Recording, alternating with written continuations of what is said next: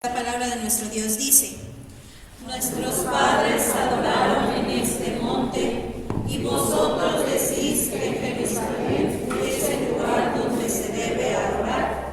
Jesús le dijo: Mujer, créeme que ni la hora viene cuando en este monte ni en Jerusalén adoraréis al Padre. Vosotros adoráis lo que no sabéis. Nosotros adoramos lo que sabemos, porque la salvación viene de los judíos. Mas la hora viene, y ahora es, cuando los verdaderos adoradores adorarán al Padre en espíritu y en verdad, porque también el Padre tales adoradores buscan que le adoren. Dios es espíritu, y los que le adoran en espíritu y en verdad es necesario que adoren. Siéntense, hermanos. Seguramente que como buenos mexicanos conocen ese dicho de ni yendo a bailar a Chalma. ¿Sí lo conocen? Bueno, ¿y saben qué significa? Eso de ni yendo a bailar a Chalma. ¿Sí entienden lo que quiere decir? ¿O no? ¿Sí? Bueno. ¿Ustedes conocen Chalma? ¿Sí? ¿Conocen Chalma? ¿Alguna vez? Bueno, si no lo conocen, pues no fueron, ¿verdad? Algunos dicen que sí conocen, otros no. Déjenme así rápido ver. Sí, hay algunos de los que estamos aquí que, como se dice comúnmente, nacimos en hogar cristiano, ¿verdad? Alguien dice, nacimos en cuna cristiana. Bueno, eso sí no es cierto, porque no hay cunas cristianas sino cristianas, ¿verdad? Eso sí no hay, pero nacimos en hogar cristiano. Entonces, si nacimos en hogar cristiano, difícilmente tuvimos contacto con algunas situaciones de estas. Pero bueno, muchos de ustedes ya en su juventud, en su adultez, recibieron al Señor, fueron alcanzados por el Señor, y bueno, pues a lo mejor, ¿verdad? Hace años, por eso les preguntaba que si alguno de ustedes había ido a Chalma para hacer alguna petición milagrosa. ¿Fueron alguna vez a esto? ¿O fueron a dar gracias, a pagar una manda porque habían recibido un favor milagroso? ¿Nadie? ¿Ustedes nadie? Qué mal. Bueno, porque con los hermanos de las 9 sí había muchos que habían ido, inclusive, ¿verdad? Les preguntaste si habían bailado dicho. No sé si lo habían dicho. Pero bueno, bueno, ya que ustedes no fueron, nadie de ustedes fue. ¿Ustedes conocen a alguien que sí fue? ¿Ustedes conocen a alguien de primera mano que sí se fue a Chalma? No sé si a bailar, pero por lo menos a cumplir una mano o a pedir algo. O quizás si no fue a Chalma, a lo mejor se fue a ¿cuál es otro lugar? San Juan de los Lagos, ¿no? O a lo mejor allá al Cerro del Comilete, ¿no? Con el Cristo Rey, famosa estatua ahí. O a lo mejor a Joquilita, ¿no? Creo que es el que está así como últimamente está de moda.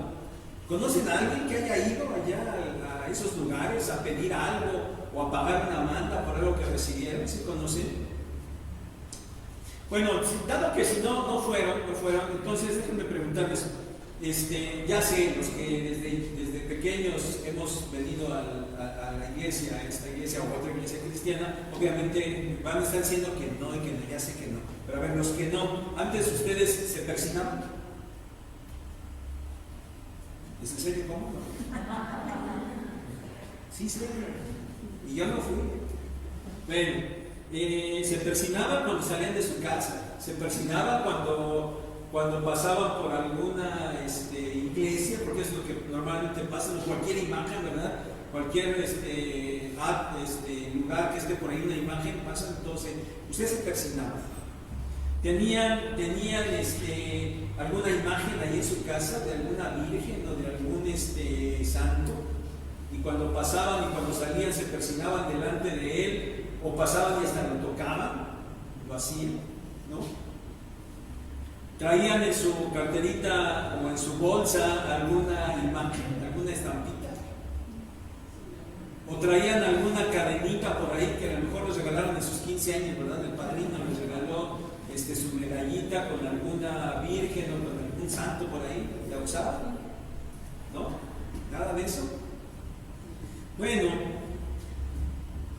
los que hacen esto, ¿por qué lo hacen? ¿Por qué hacen esto? Miren, a través de la historia de la humanidad, las personas siempre han buscado el favor y la protección de lo divino. Cualquier época de la historia, cualquier lugar de la tierra han hecho esto. Tienen diferentes conceptos acerca de Dios, tienen diferentes conceptos acerca de la divinidad, tienen sus propios dioses, pero invariablemente todos en este mundo buscan siempre el favor de la divinidad, tratan de obtener la protección de lo divino. Y para hacer eso han creado ciertos rituales y ciertas prácticas mediante las cuales las personas pretenden obtener precisamente ese favor o esa protección. Y esas prácticas y esos rituales invariablemente incluyen imágenes o cosas o lugares como los que hemos mencionado en este momento. Y a todo ese conjunto de rituales, de prácticas, de imágenes, de cosas, de lugares, a todo ese conjunto le otorgan, aunque digan que no, pero le otorgan cierto poder sobrenatural, ¿no es cierto? Por eso es que los tocan, por eso es que los veneran, por eso es que se persignan, por eso es que, porque le dan a esas cosas cierto poder sobrenatural. Pero ustedes no hacen eso, ¿verdad? Bueno, eso espero, ¿verdad? No vaya a ser que por allá estén haciendo algunas cosas, ¿no? Ok, si ustedes no hacen esto que hemos dicho, déjenme preguntarles. ¿Ustedes por qué oran? ¿Ustedes por qué leen la Biblia? ¿Ustedes por qué vienen al culto a este templo? Déjenme planteárselos de otra manera. ¿Por qué hacen esto? ¿Para qué lo hacen? ¿Tienen alguna intención? ¿Tienen alguna intención cuando oran, leen la Biblia y vienen al culto? Claro que es imprescindible que ustedes oren y lean la Biblia, eso es imprescindible. Y es totalmente correcto que estén aquí hoy para alabar a Dios. Sí, pero yo insisto, ¿por qué lo hacen? ¿Ustedes esperan obtener algo? Miren, hermanos, el objetivo del día de hoy es que recordemos, reforcemos o aprendamos y en caso necesario corrijamos el por qué nosotros hacemos estas cosas. No vaya a ser que muy en el fondo, como quizás algunos lo hacían o la gente del mundo lo hace todavía, no vaya a ser que muy en el fondo ustedes pretendan a estas cosas también darle cierto poder y por eso lo estén haciendo. En la parte final de la predicación les diré por qué a veces tengo tal percepción. Vamos a considerar Juan capítulo 4 de los versículos 20 al 24, pasaje que ya leímos. Abran su Biblia, Juan 4, 20 al 24. Vamos a considerar solamente una parte de aquel grandioso diálogo que el Señor Jesús tuvo con aquella mujer samaritana. Es un pasaje muy interesante. Se trataba de que esa mujer creyera en aquel hombre que estaba hablando con ella, que era nada más y nada menos que el Mesías. Juan nos registra todo este diálogo que el Señor tiene con la mujer. Y la mujer trata de salirse del tema una y otra vez, pero el Señor, pues era el Señor, ¿verdad? Él la lleva a ese objetivo final. Y saben, este texto se ha aprovechado mucho para analizar cómo fue que el Señor hizo para evangelizar a aquella mujer. Pero bueno, hoy, hermanos, como ya les dije, solo tomaremos los versículos 20 al 24 para aprender y luego para aplicar lo que el Señor dijo en relación a la adoración. Ya que lo leímos, yo espero que hayan notado, porque salta a la vista inmediatamente al leer estos versículos, solamente 5 versículos, salta a la vista que el verbo adorar aparece 9 veces. 5 versículos, solamente 9 veces aparece el verbo adorar. ¿Sí lo notaron, verdad? Sin duda, entonces, que el tema central de esta sección es la adoración. Así que, hermanos, si ese es el tema central, pues empecemos entendiendo qué es adorar. ¿Qué es adorar? En el Antiguo Testamento, la palabra que se traduce como adorar significa arrodillarse, bajar, dar culto, encorvarse, humillarse, inclinarse, postrarse, rendirse, reverenciar. Todo eso significa adorar en la palabra que se utiliza en el Antiguo Testamento. En el Nuevo Testamento, la palabra tiene una raíz primaria que significa besar. Y de allí, junto con el prefijo que la vuelve una palabra compuesta, significa postrarse en homenaje, hacer reverencia. Ahora, de estos significados de las palabras y mediante el desarrollo del concepto de la adoración en la Biblia, que no podemos hacer en este momento, nosotros sí podemos decir a manera de resumen que adorar es un acto de homenaje y reverencia. Adorar es un acto de homenaje y reverencia. Un acto que se otorgaba a alguien en una posición superior, precisamente como reconocimiento de esa superioridad. Ahora bien, miren, la adoración a la que se están refiriendo el Señor y aquella samaritana es la adoración que está dirigida a Dios. Porque se puede reverenciar a alguien superior, a algún señor de mucha posición, algún rey en aquel tiempo, se le podía adorar, reverenciar. Pero el Señor y la samaritana, sin duda alguna, están hablando de la adoración que se dirige a Dios. De hecho, el Señor lo menciona y lo llama el Padre. 3 veces en estos versículos habla de la adoración al Padre. Entonces, hermanos, el tema central es la adoración a Dios, que no tiene discusión, es un hecho. El único a quien se debe adorar es a Dios, nadie más. Bueno, miren, si bien es cierto que en relación a quién se debería adorar, no había discrepancia alguna entre judíos y samaritanos. El Señor Jesús, que está hablando con aquella mujer, el Señor Jesús es judío, aquella mujer es samaritana. Y ustedes saben perfectamente que no se trataba.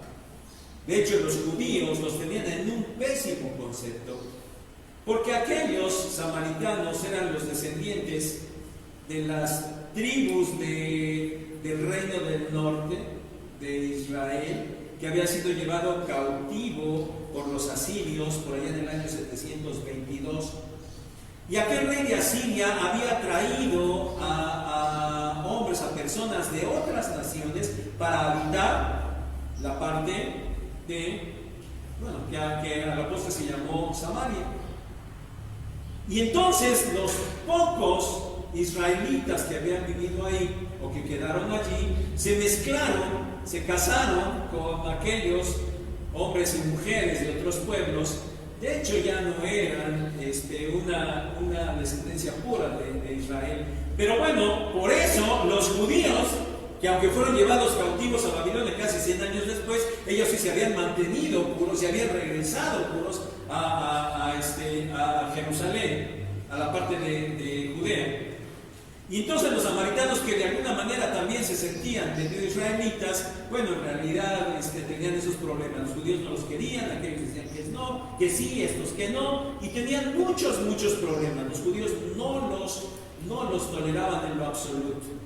Había muchos problemas entre judíos y samaritanos.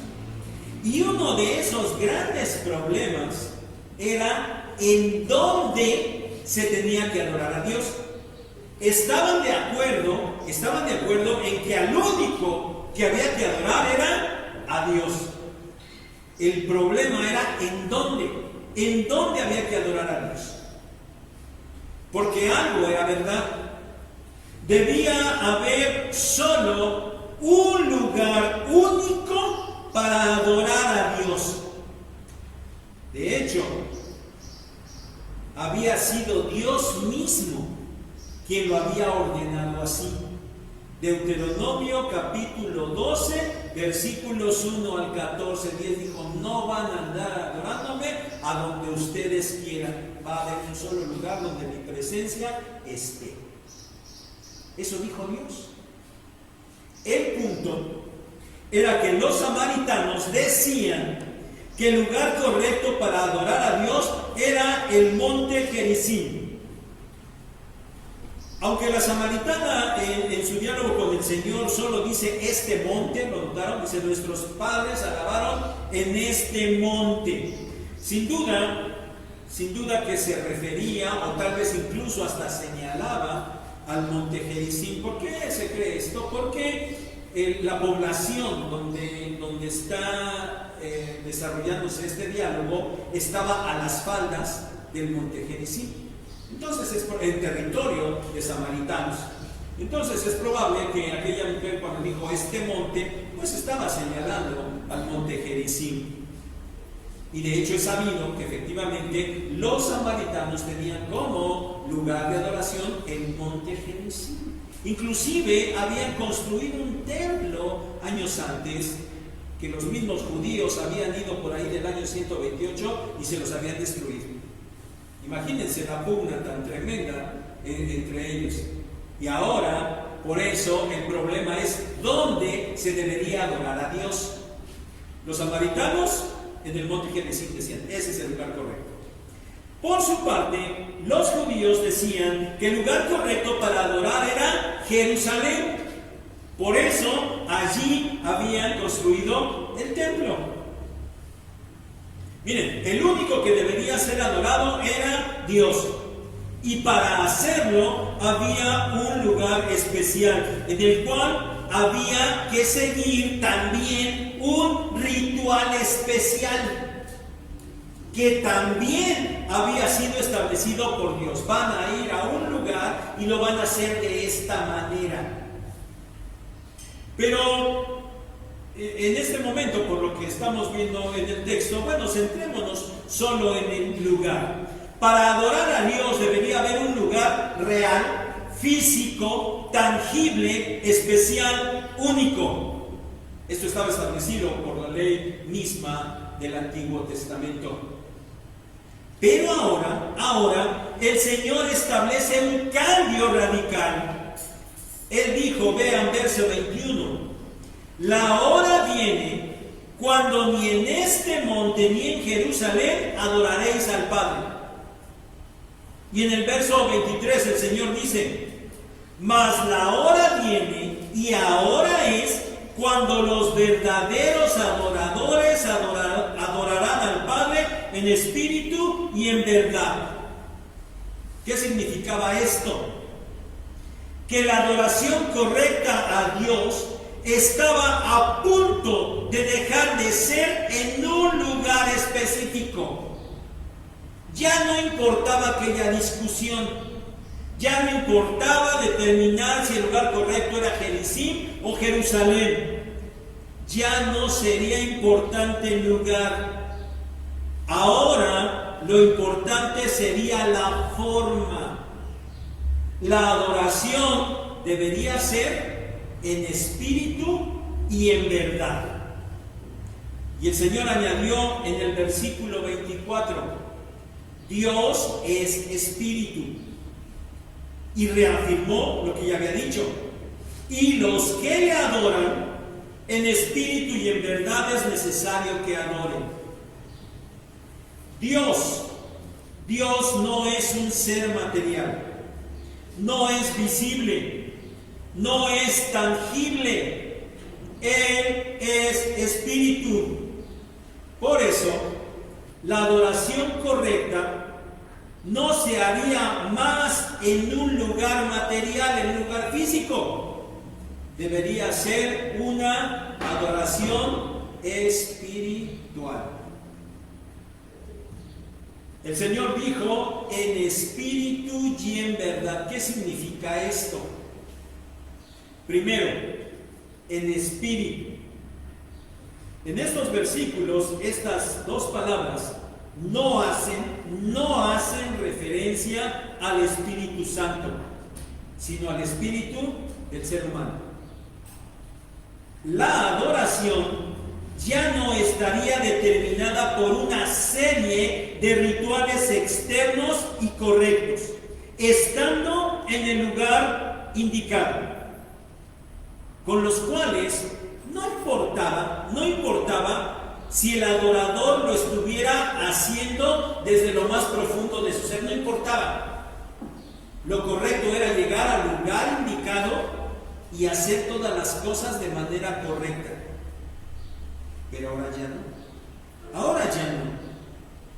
Ahora la adoración a Dios debería surgir del espíritu del hombre, es decir, de su ser interno, de su corazón. Yo espero que recuerden el concepto que dijimos de corazón hace no muchos domingos. Todo el ser interno, de ahí debería brotar, eso es el espíritu. Segundo, la adoración debería ser en verdad.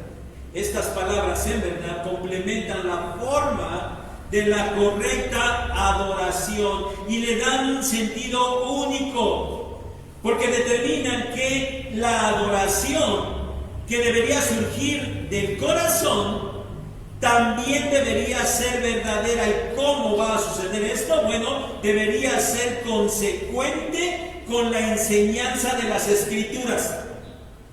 Eso significa en verdad, consecuente con las enseñanzas de las Escrituras. Es decir, no bastaría que el adorador adorara desde lo más profundo de su ser si esa adoración estuviera basada en lo que él mismo creyera, pensara o sintiera. Si viene de mi interior, pero es como yo creo. No. Tenía que estar basada en la verdad escrituraria. Cualquier otra forma de adoración estaría descalificada. Puntualicemos, hermanos. La verdadera adoración no estaría ya limitada ni centrada en un solo lugar, ni en un ritual, y por ello tampoco estaría restringida a un solo momento específico. El Señor cambió esto. La verdadera adoración debería estar basada en una forma que debería ser espiritual y verdadera, a través de la cual entonces sí tomarían sentido correcto todos los actos externos que se realizan. ¿Qué significa esto para nosotros hoy? Que el creyente no puede pretender adorar a Dios solo cuando asiste a un templo y mediante la realización de algunos actos cúlticos. No solo así.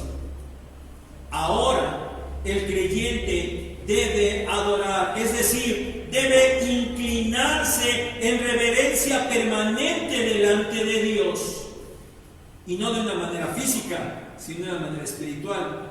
O sea, no significa que vamos a andar caminando toda la vida inclinados. No, eso no significa.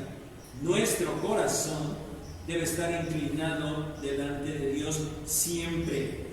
Siempre. Todos los días, en todo momento y en todo lugar. Porque individualmente Dios habita en el creyente a través del Espíritu Santo. El creyente es el templo del Espíritu Santo. 1 Corintios 6:19. Pero de igual manera, al estar cada creyente en comunión con otros creyentes, lo cual no es otra cosa que la iglesia misma, y cuando la iglesia misma está junta, también debe adorar a Dios, porque colectivamente también la iglesia es el templo de Dios. 1 Corintios 3, 16 y 17. El templo físico no es relevante. El templo espiritual es lo verdaderamente importante.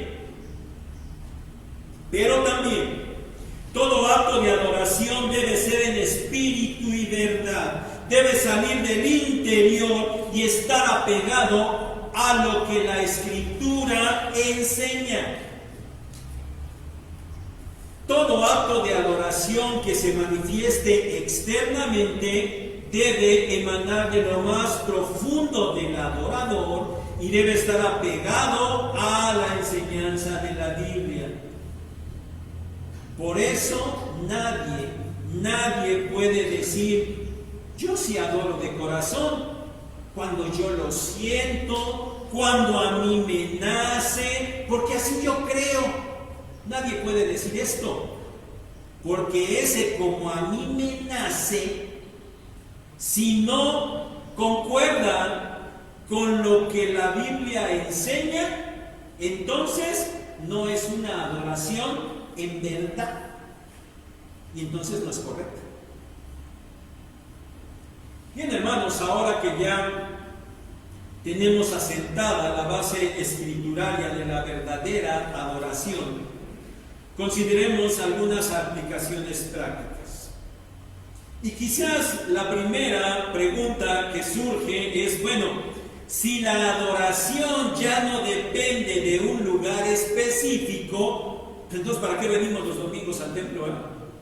¿Para qué venimos los domingos al templo aquí? Si la adoración ya no depende de un lugar. Bueno, venimos aquí porque al templo venimos a alabar a Dios. A alabar a Dios. Miren, alabar significa literalmente celebrar, glorificar, cantar, alardear. Eso significa alabar.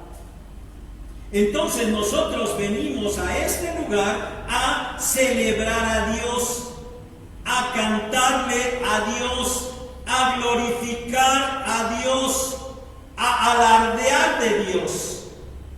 Y cuando escuchamos esto de alardear, a ver qué significa eso, ¿verdad?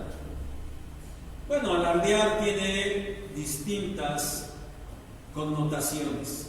Y quizás el significado que tenemos más presente de alardear es el de presumir, ¿verdad? Decimos, hay que alardear, hay que andar presumiendo. Bueno, ese es un significado, pero no es el significado de aquí. Alardear también significa, y sobre todo en el lenguaje bíblico, significa mostrar exhibir o describir las cualidades de alguien.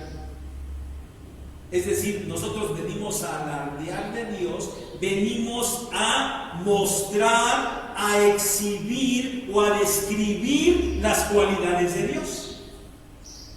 Y nosotros leemos salmos donde decimos que Dios es omnipotente, que Dios es amoroso, que Dios es misericordioso, que Dios es paciente, que Dios es creador, y cantamos lo mismo. Venimos a exhibir las cualidades de Dios. Pero entonces, hermanos, nosotros venimos a este lugar a alabar a Dios. Y alabar, hermanos, alabar no es lo mismo que adorar.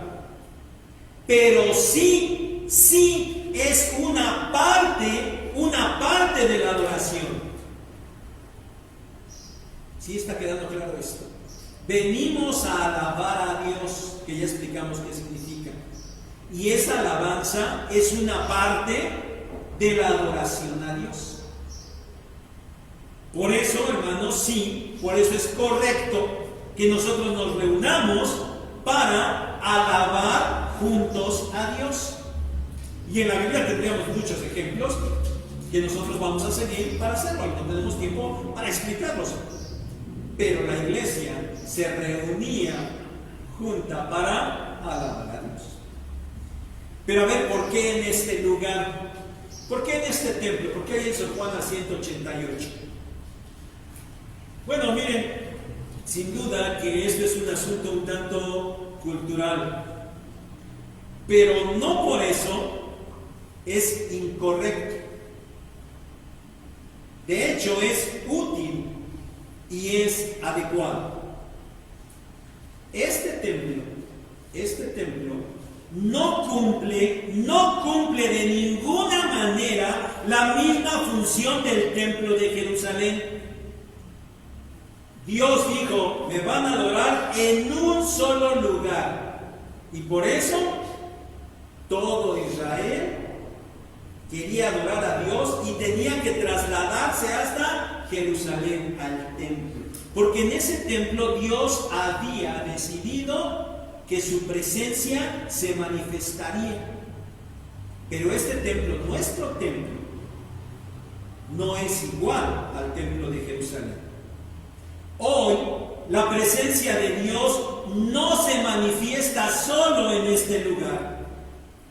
Ya aclaramos que el templo de Dios somos nosotros mismos. Sin embargo, es bueno que podamos tener este lugar para alabar a Dios. Otra vez no tenemos tiempo para hacer toda la historia. ¿Y por qué digo que es cultural nuestro asunto que podamos tener templos? Hoy las iglesias, la iglesia del Señor diseminada por muchos lugares construyen sus templos para alabar a Dios. Está bien, es un asunto un tanto cultural. Y está bien que nosotros, sin ahí, tengamos este lugar, porque de lo contrario tendríamos que reunirnos en las casas para alabar a Dios. Cosa que durante un año hemos hecho durante muchos domingos, ¿cierto, verdad? Y ustedes han experimentado que definitivamente no es lo mismo. O es igual que estemos en las casas viéndonos por ahí por Zoom o por Face, o es igual a que estemos aquí ahorita. Definitivamente no es lo mismo. Sí, cuando la iglesia inició allá en el Nuevo Testamento, ¿dónde se reunían? No había templos. El templo único era el de Jerusalén, pero la iglesia ya no era del pueblo de Israel. Entonces, ¿dónde se reunía la iglesia para alabar a Dios? En las casas, No tenía otra opción. Pero hoy, hermanos, nosotros sí podemos estar reunidos de manera plena, todos, en este lugar. Hermanos, realmente es una bendición tener este templo. Es una bendición tener este lugar. Y por eso es correcto que vengamos todos para alabar a Dios. Pero hermanos, lo importante, dijimos, está en que esa alabanza sea hecha en espíritu y en verdad. Hermanos, este templo no es lo importante. Lo importante es lo que nosotros hacemos. Y es importante si lo hacemos en la forma correcta. Lo importante no es el lugar, lo importante es la forma en la que venimos a alabar a este lugar. Esa parte de la adoración que es la alabanza que aquí hacemos mediante actos cúlticos de alabanza deben ser también en espíritu y en verdad. Deben nacer del interior, del espíritu, del corazón y ser acordes a la enseñanza bíblica. Porque si no está siendo así, entonces el venir aquí y lo que se haga aquí carece de sentido, porque no es adoración. Por eso, mi hermano, debes estar plenamente convencido del por qué vienes, a qué vienes y sobre todo a quién vienes a alabar. Debes tener una actitud de total reverencia, porque mediante esta alabanza tú estás adorando a Dios. Es decir, tienes que venir, tienes que inclinar tu corazón a Él. Debes ser reverente en tu alabanza cúltica dominical en este lugar. Por eso, y escúchalo bien, por eso, cuando tú le das mayor importancia a ir el domingo a otro lado, antes que venir a alabar a Dios, estás siendo irreverente. Cuando tú llegas tarde a la alabanza a Dios, estás siendo irreverente. ¿Por qué hoy nadie llega tarde? Porque le cierran la puerta, ¿verdad? No porque quieras venir temprano a alabar a Dios, sino porque te cierran la puerta. ¿Te estás dando cuenta cuál es tu motivación para llegar a tiempo en estos días al templo? ¿Te das cuenta que no es la mejor manera entonces? Tu intención no es la más correcta. Cuando tú llegas tarde, estás siendo irreverente. Y si ahora estás llegando temprano porque te cierran la puerta, perdóname, pero estás siendo irreverente. Si tú vienes sin considerar a quién vienes a alabar, si no tienes presente la grandeza de nuestro Dios, entonces estás siendo irreverente. Si estás distraído por otra cosa, si te estás durmiendo, si estás entrando y saliendo, si vienes porque no tienes otra cosa mejor que hacer, si vienes solo por costumbre, si vienes porque te traen, etc. Estás siendo irreverente. No lo estás haciendo en espíritu, en verdad. No sirve de nada que estés aquí. Cuando vienes al culto de alabanza, adoras a Dios.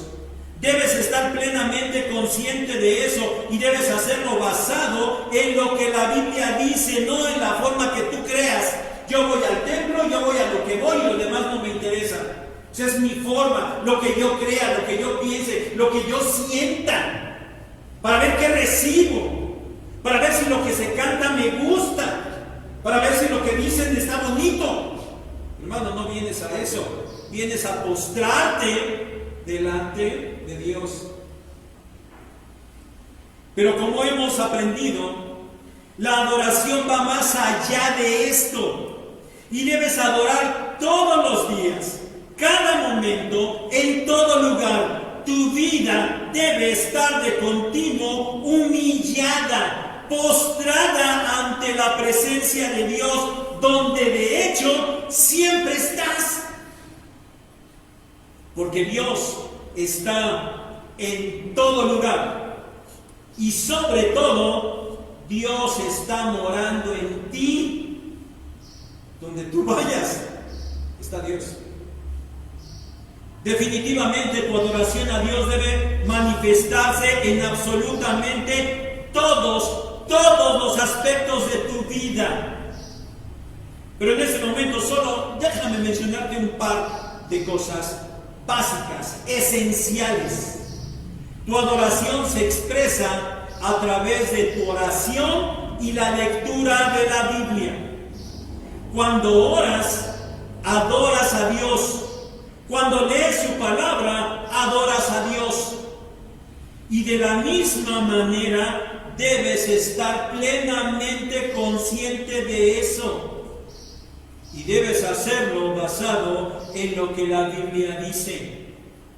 No de la manera en que tú creas o sientas. Debes reflexionar profundamente. Oras y te estás dirigiendo a Dios. Debes tener una actitud de total reverencia. Lees la Biblia y estás entrando en lo que Dios te está diciendo. Dios está hablando contigo. Debes escuchar con total reverencia.